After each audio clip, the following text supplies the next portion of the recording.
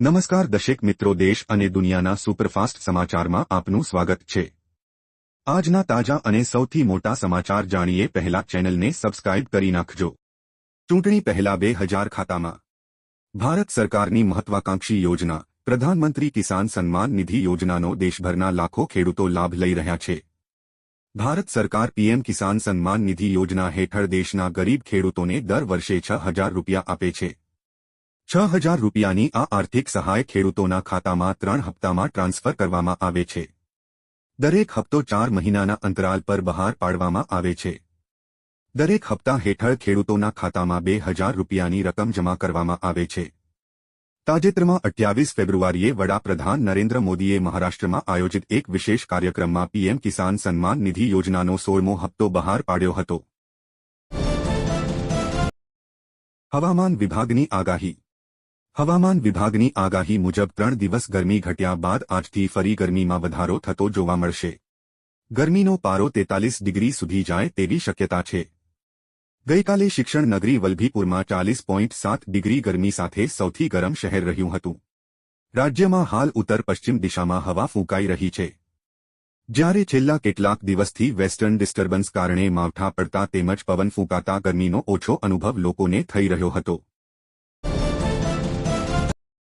શાળા કોલેજ અને બેંક 3 દિવસ રહેશે બંધ। લોકસભા ચૂંટણીના બીજા તબક્કા માટે આજે 88 બેઠક મતદાન થઈ રહ્યું છે। આવી સ્થિતિમાં જ્યાં મતદાન છે ત્યાં આજે શાળા, કોલેજો અને બેંકો બંધ રહેશે। આસામની 5, બિહારની 5, છત્તીસગઢની 3, જમ્મુ કાશ્મીરની 1, કર્ણાટકની 14, કેરળની 20, એમપીની 7, મહારાષ્ટ્રની 8, મણિપુરની 1, રાજસ્થાનની 13, ત્રિપુરાની 1, યુપી પશ્ચિમ બંગાળની 8 થી 8 બેઠક પર મતદાન થશે।